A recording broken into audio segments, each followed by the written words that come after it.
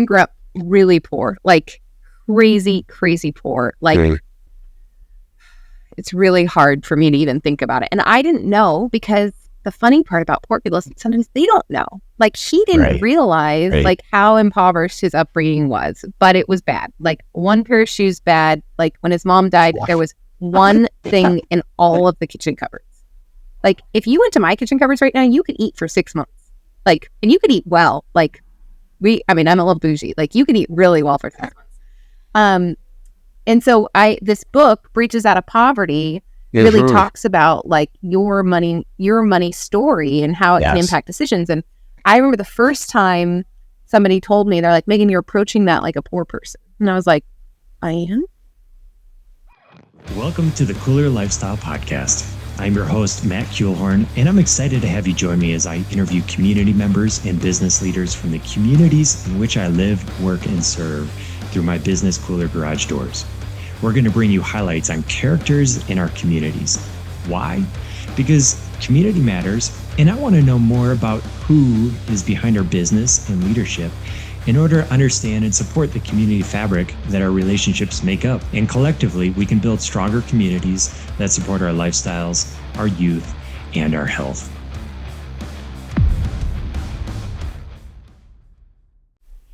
Ladies and gentlemen, welcome to the Kooler Lifestyle Podcast. I'm your host, Matt Kuehlhorn. Today, I'm sitting down with Meaghan Likes. She's a serial entrepreneur. She has Likes Accounting. She's a CPA, Bookkeeping Academy online, and a number of others. Meaghan, I'm so excited to chat with you. Thanks for joining. Thanks for having me. I'm really excited for this. It sounds like a very diverse podcast, so we could take this a lot of different directions, and I can't wait to see where we end up.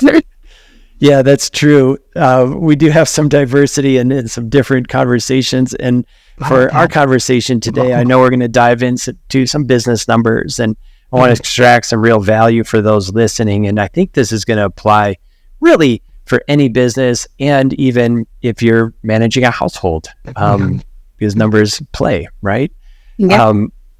Just to build out some context, Meaghan, you're beaming in from the West Coast, yeah? Yeah, I'm in Northern California, in Davis, near Sacramento, and this is where I call home. I travel quite a bit, but I say there's no place like home. We're an hour and a half from the mountains, hour and a half from the ocean, and I love where I live. Yeah, beautiful. Where did it all start for you? Where did you grow up? So I grew up in the Central Valley of California, between Fresno and Bakersfield, so very rural ag area, very conservative area, and both my parents they did a lot of stuff. My dad, he was a salesman by nature and very entrepreneurial. So they had many businesses when I was younger. I definitely spent afternoons working in a restaurant that the family owned, or working in a scrapbook store that they family owned, or entering like data and spreadsheets for an insurance agency. My mom was like a pretty constant teacher, but she picked up a couple side hustles like as a writer.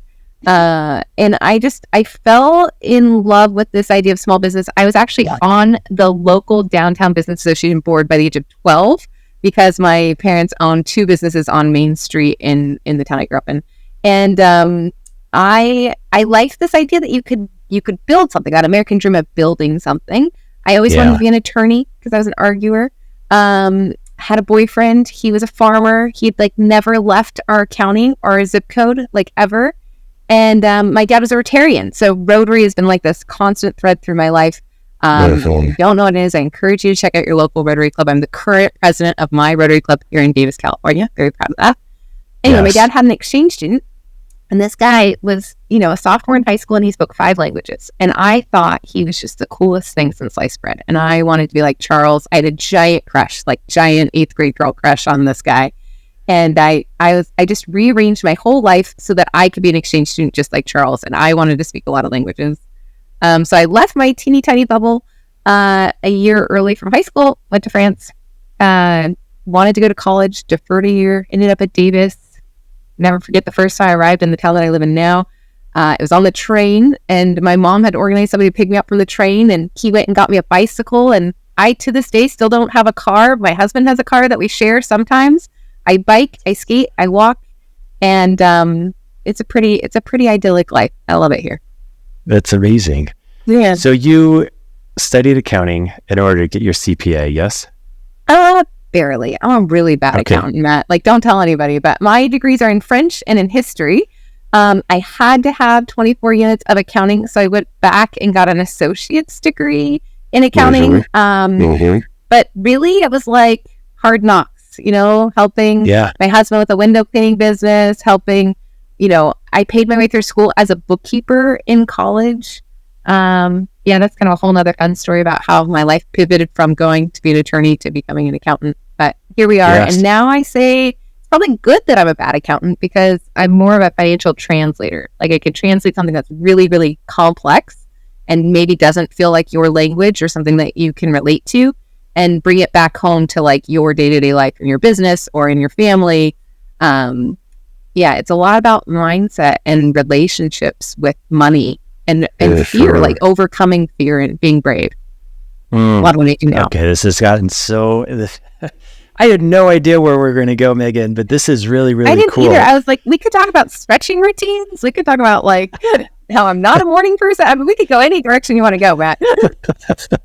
Keep drinking my coffee. You grew up in a family of entrepreneurs. Did you always know that you were going to be an entrepreneur? We were bad at it, by the way. Like, very bad. Yeah, like failed every business, just for the record. Like, to this day, never succeeded in any of the businesses, never made any money. Really? Which I think is important to the story, right? Because 75% of people fail in business. 75% will fail. Like, if you're listening to this, 1 in 4 of you and your friends are going to go out of business after 15 years.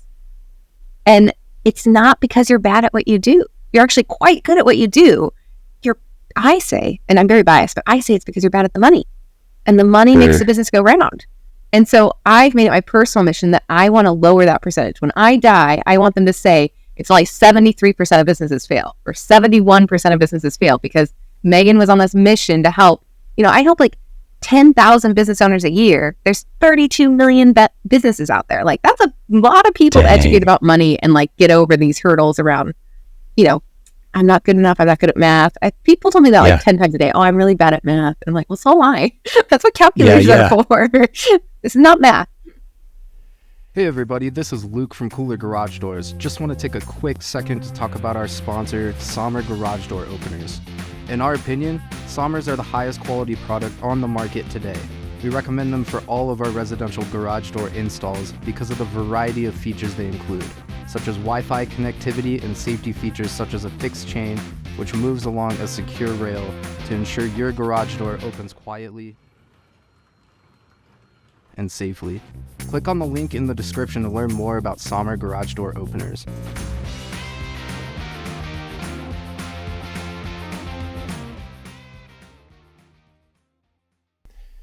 So you're kind of leading into mindset with your clients, and the failure of business. I think there's a huge part of that is mindset, whether it's around numbers or not. And I also know part of the entrepreneurial journey is to feel like there's days where everything's crumbling and failing, and then there's days where I feel like I'm on top of the world. But there's even hours. Like, have you had one of those days? Like, I had a meeting the other day, and like I had a meeting with my ops manager in the morning, and I had a meeting with like one of my lead people in the afternoon, and they were like, I heard you're having a bad day, and I fixed and I was like, I am? And I realized like that morning, that hour, I was stressed out, but this hour I was like cruising along, feeling like happy and sunshiny. And I'm like, man, I gotta, emotional intelligence, I gotta keep it cool. Like, I can't let them see when I'm freaking out. Yeah, it's definitely a hard hour, minute by minute, day by day. Yeah, no, I fully agree with that. But what can you share with regards to mindset? And I think this is important for listeners to pick up on, because this happens whether we're running a household or a business or multiple businesses. But when you're specifically talking about money mindset, what are you referring to? I mean, I don't have it figured out yet. Like, I want to have this dialed. I've read a lot of books about mindset and money and money mindsets, and I haven't found the answers I'm looking for yet. So I think I'm still like digging into my client relationships, digging into my friend relationships, and being like, what is it? But I feel like, we are the sum of our experiences, and we all have had different experiences around money and probably around business in our past. And we don't realize how that impacts us on a day-to-day basis. We don't realize how we can be fear-driven or fear-avoidant, right? Yeah. How we can put our head in the sand. I think as entrepreneurs, we're really good at putting our head in the sand. We're like, Yes. this is on fire. I'm going to go put out that fire, and I'm going to ignore everything else that's on fire around it because this is where I want to focus my energy. I do that like 12 times a day. Yeah. Me too. And money is the thing that we tend to avoid, but it can be the most empowering piece of the business. It can be the most freeing piece of the business, and it can be used for good. So I feel like lately I've been on this mission to like, let's just talk about money. Like, let's talk about profitability. Let's talk about greed. Let's talk about guilt. Let's talk about generosity. Let's talk about like obligation. I feel like I have an intense work ethic. Like I work too much. I work a lot, but I am on this like path to solve this problem. And I'm just so passionate about it. Right. And I feel like if we can start looking at money like this, how much are you making? How much are you spending? Where are you spending it? And how do we keep more of it? If we can just on a daily basis, think about that in terms of our finances and business, it could change your story. Like it could change your relationship with your business, with your family, with your staff.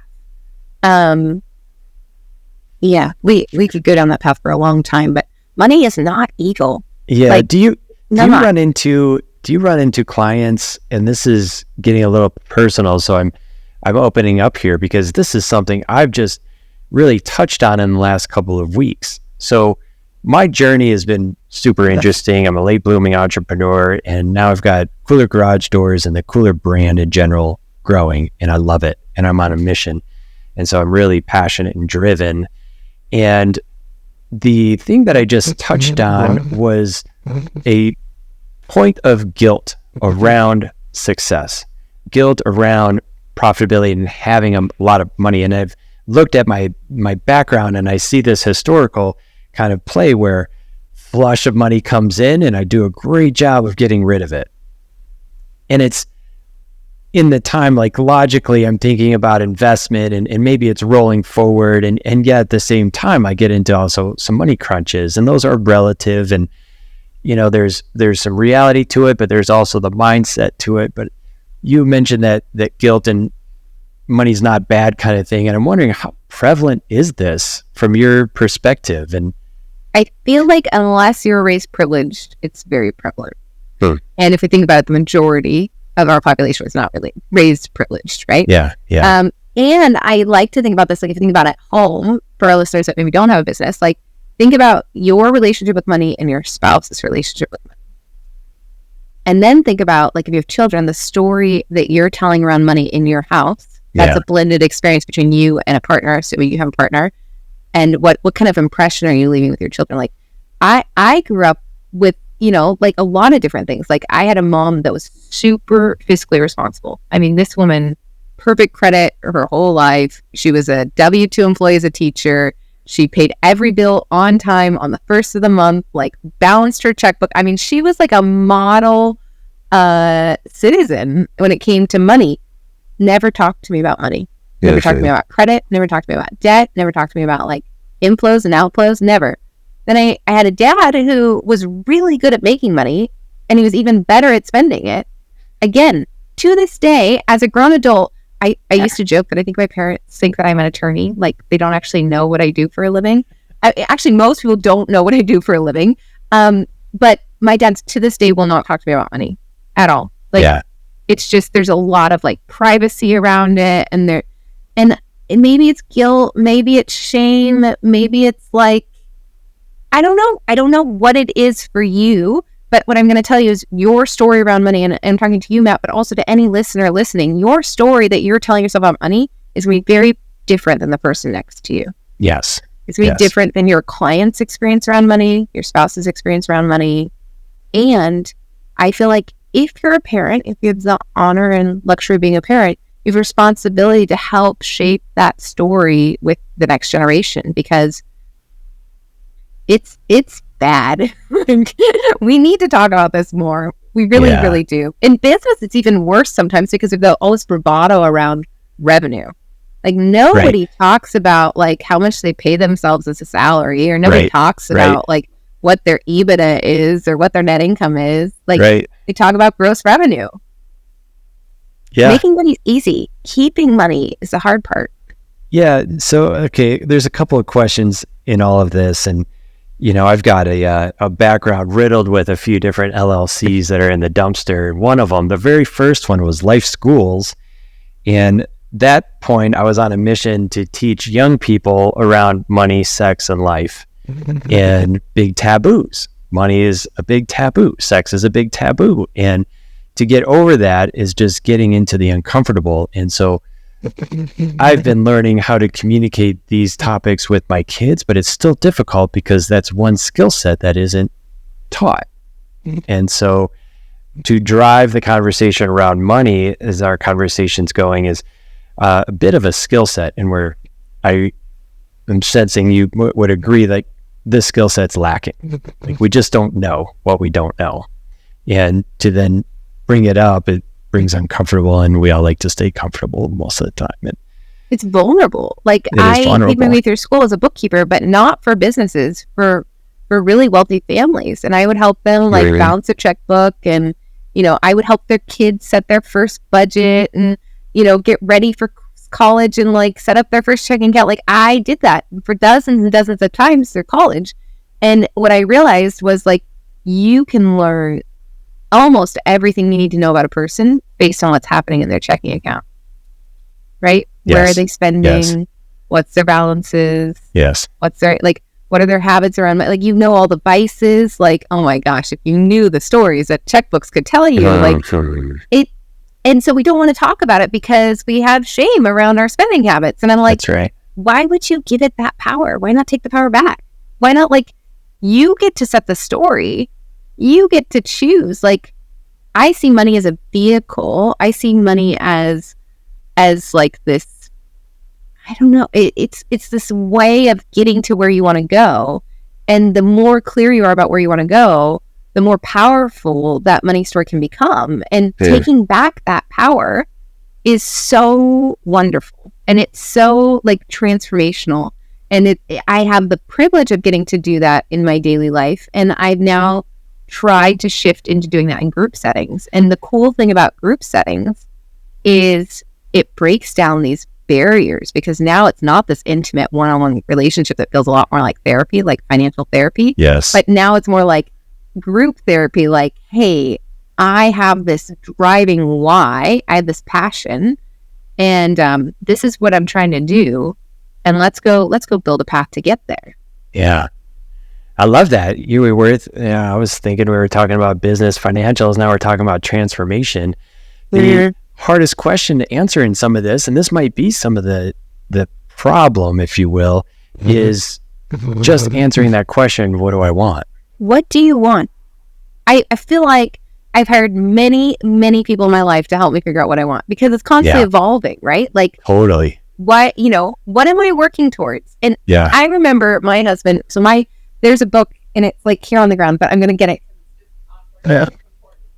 I guess I grew up really poor, like crazy, crazy poor. Like, it's really hard for me to even think about it. And I didn't know, because the funny part about poor people is sometimes they don't know. Like, he didn't realize like how impoverished his upbringing was, but it was bad. Like, one pair of shoes bad. Like, when his mom died, there was one thing in all of the kitchen cupboards. Like, if you went to my kitchen cupboards right now, you could eat for 6 months. Like, and you could eat well. Like, I'm a little bougie. Like, you can eat really well for 6 months. And so this book, Breaches Out of Poverty, really talks about like your money story and how it can impact decisions. And I remember the first time somebody told me, they're like, Meaghan, you're approaching that like a poor person. And I was like, I am? And for a long time, Jeff and I, we were poor. When we started, like, we bootstrapped this. There was there's no family money that came in. Like, I remember being so upset. We started with a lot of school debt from my French degrees that I use every day, and like Jeff was making a ton of money, and he barely graduated high school. He dropped out to be a professional skateboarder. Like, yeah, we could go on and on. Everybody's got a story. Everybody's got a lots story. of stories in there, right? Yeah. That's what I love about these kind of conversations, because you build that context and it adds a depth, it adds a connection, it adds the relativity, like the relationships. Let's get into some practical pieces, Meaghan, and I'm curious, through your journey, through your conversation with folks, what are some of the daily habits that you've embodied either yourself or teach that make dials move, right? Like on a basic level, maybe there's somebody like myself running a company that could probably be more profitable, be more cash flow positive. What are we doing to kind of steer the ship the other way? Or if we're, in quote unquote poverty and we want to start getting our family out of this, what would bubble up as daily habits that we can start today? Oh, great question. So I always struggle about, like, where do you start? What comes first, the chicken or the egg? Yeah. Right? I don't know if I've answered this in a while, so I'm going to say something that I might contradict myself, so bear with me. I feel like I've been on a big passion, a big kick around budgets lately. And I know they're not sexy, and I know they're not fun, but I really feel like, so Jeff and I, we did a challenge in February called Frugal February. And it seems crazy because I talk about money and talk about guilt around money, but I felt like our spending had gotten way out of control because we stopped paying attention as a couple, and because we had quite a bit of income. Like, it's different when you're not stressed about bank account balances. Like, you make different decisions. So we did this Frugal February challenge, and it was so funny because Jeff, growing up poor, didn't want to participate. He was so opposed to this. He was like, we have worked way too hard to do this. I'm not playing. And so we set some ground rules around, like, we were allowed to spend, but, we tried to do that to one trip to the grocery store a week. We tried to limit, like, if we needed things, we listed them before February came. We weren't doing things like compulsively, like ordering on Amazon 10 times a day or something, right? Yeah. So we did this challenge around Frugal February, and it was amazing to me how much our spending changed. Like, it changed dramatically just because we were paying attention to it. So then I started thinking about business, and I was like, how could we bring a Frugal February into our business without starving it of the cash that it needs? Because a lot of us are in growth mode, and growth takes money, and money takes runway, like, it's a whole thing.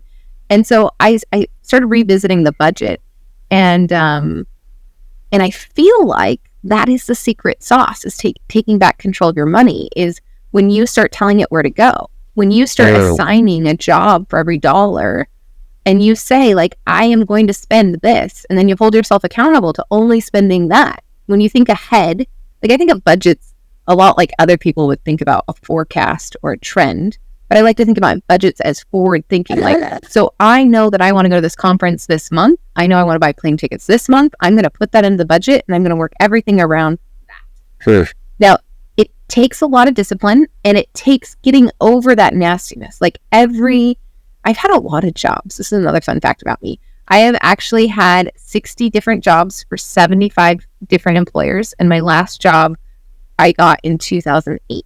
So it's been a minute since my last job. But almost every job I've been at, I've talked about money or about budget, because I knew as an employee, my path to a raise was their understanding about financial literacy. Like, I wanted to know, how could I make more in that position? And I needed them to be clear about their money. So I would go to these bosses, and if they're ever listening, they know I've done this. I'd be like, we're going to have a budget party. And we would, like, change the theme around a budget. Like, this is going to be fun. If you drink, we're going to drink. We're going to, like, have food. And we're going to knock out a budget really quickly. And then we're going to have that same party every month. And we're going to hold ourselves accountable to that budget. I feel like that is the easiest, lowest hanging fruit to taking back control of your finances. You want to hack profit first, basically puts you on a budget, like, because you starve your business of unnecessary spending in cash. Jeff, when he was still involved in the business, would say, like, I feel broke 89 days of the quarter. And he's like, on the 90th day, you pull out like 6 figures, and I don't even know where you found it. I'm like, yeah, it means it's working. Like, I've starved us of overspending. I've kept it feeling really tight and uncomfortable. And yeah, so budgeting, that would be my answer today. Had you asked me a couple of weeks ago, I might have said pricing. But I think I'm back to budgeting. Like, well, we there's a gotta couple control things I love about this, and I want to clarify too for listeners. So one of the things I heard in there was change the mindset around it. Like, it can be this very strict, like I've hated budgets in the past. I'm getting more and more warm to them. You just tweaked a little piece in my mind, because the mindset around it, make it a party, make it fun, and make it a game, right? Like, gamify it.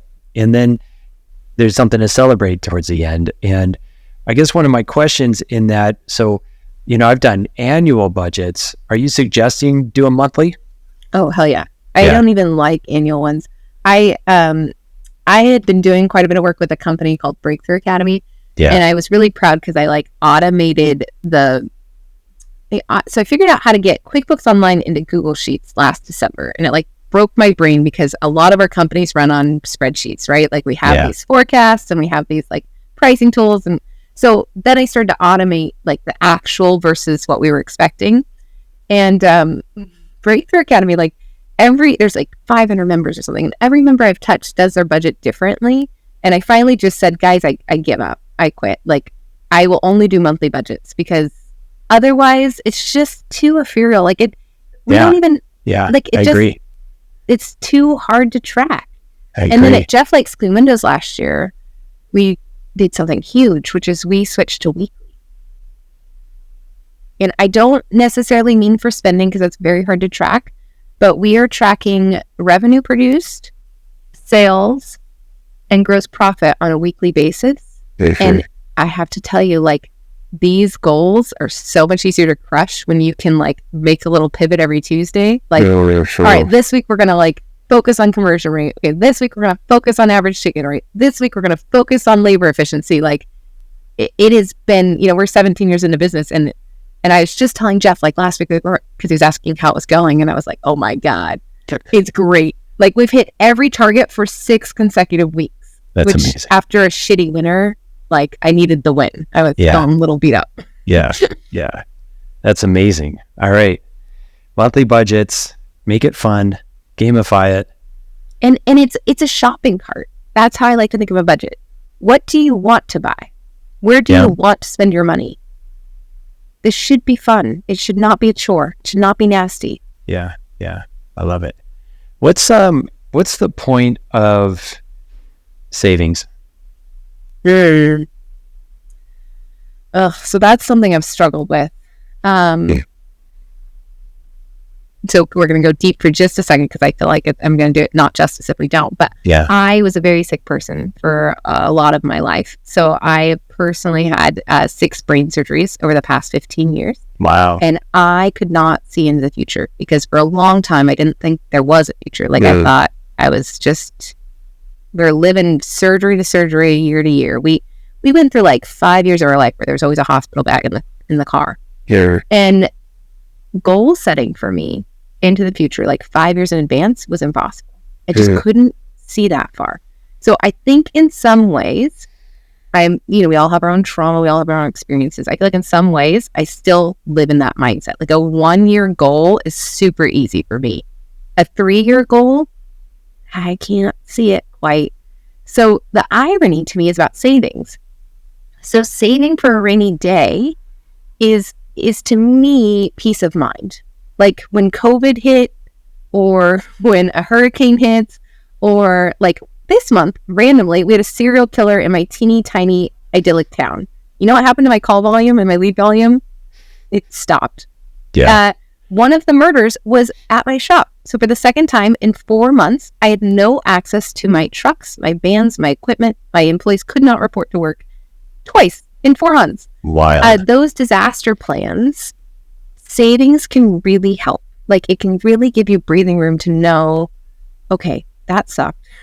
Okay, that was unexpected, but I'm not going to have to change the course of my plan yet, or I have this much runway. Like, when I think about savings in a business, that's what I think about is runway. Alternatively, when I think about personal savings, I'm not really good about saving for a goal, like saving for a house or saving for a car. Like, that stuff doesn't really get me excited. But after saying all that about the future, retirement saving has always been really fun for me. And I realized recently that this is actually a bad mindset thing. And the bad mindset thing is, if you are listening to this and you're a business owner, you are probably sitting on the best retirement asset that you could ever finance. And that's your company. But we don't treat it that way. We don't treat it like an asset. We treat it like an ATM machine. Right. Like if you started to think about your business as your retirement plan, you would read Build to Sell and you would go optimize the crap out of your business, because you know that someday that's going to be your plan. Whether you sell internally or externally, you're sitting on a really big asset. I was never that forward thinking. So just recently, like when I meet with my financial planner, like, you know, we're very fiscally responsible. And she'll be like, you're green, you know, Jeff, my husband, he retired at 39. He's fully retired now. And that's great. I would like to retire by 39 as well. So I'm on this like mission to get there. Yeah. But I never factored in a sale to any of those.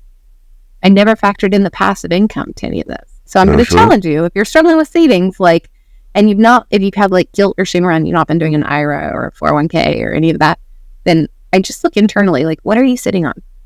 Yeah. What's happening with your company? And what are some small tweaks you could do in less than 2 years that could absolutely change your financial history? Yeah. Yeah, I love that. Is there a rule of thumb for an amount of savings, aka runway, for business or family? It depends on the environment. So like, you know, historically we'd say 3 to 6 months. Yeah. Right now in inflationary times, I say 1 to 3 months. Right on. Right on. Cool. And there's probably a better like economic answer, but for me, I'm like, I hate sitting on cash when it's like, it's not, you know, when it's inflationary times, I like to spend money on marketing. Like that's my favorite time to spend money on marketing, because I say it's on sale. Yeah. I'm going to spend today's dollars to earn future dollars that are going to be worth more. Right. Right.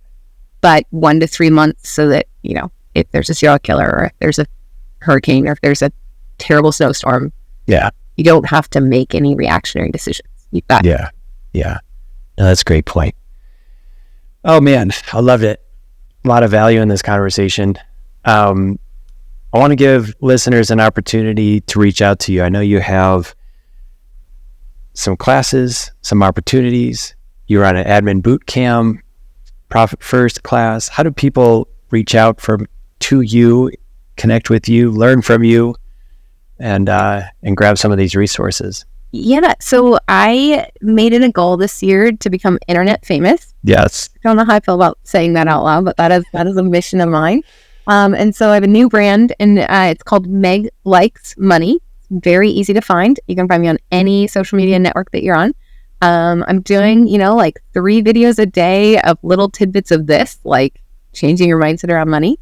And on that website, meaghanlikesmoney.com, you can see all my offerings, all my courses, and all my businesses. Well, maybe not all my businesses. There are a couple secret ones that aren't totally public yet, but most of my businesses, and learn a little bit more about me. Otherwise, you can find me on social media. It's Meaghan Likes, and yeah, this has been really fun. Thanks. Awesome. Well, I really appreciate your willingness to open up and share nuggets. I think there was some good value in here for the listeners. We will have Meaghan's links in our show notes, so be sure to reach out, connect, follow, and let's help Meaghan become internet famous. It sounds so silly, but it's an important mission, right? If, you know, Profit First, the mission is to eradicate entrepreneurial poverty. And I love that. Oh, that's good. I love that. That's good. But you're absolutely right. I mean, when we get into a mission that locks in a win-win-win-win-win-win, right? Like the winning goes on forever. It's not a take. And, you know, I can certainly support and get behind a mission like that. So, well, and what people can do to give back for me is implement. Like, don't just consume the information. Go take this hour. You're inspired by one thing, go do it. And then, if you ever see me in 3D, tell me about it. Like, that's what keeps me going. Tell me, like, I heard you on Matt's podcast and you said this and I did this, and I will celebrate with you. But it's so easy to just be passive and like let life go by, let business go by. And I'm here to remind you, like, this is your story and you get to tell it how you want, and you've gotta start being intentional about that. Well said. Thank you so much for joining today, Meaghan. Thanks, Matt. This was fun. Ladies and gentlemen, thank you so much for listening to the Kooler Lifestyle Podcast. We count on your subscriptions, your likes, your shares, and I encourage you to do that now. If you're watching on YouTube, go ahead and subscribe, lower right-hand button. If you're on audio, download this, share it, and we look forward to having you on the next one.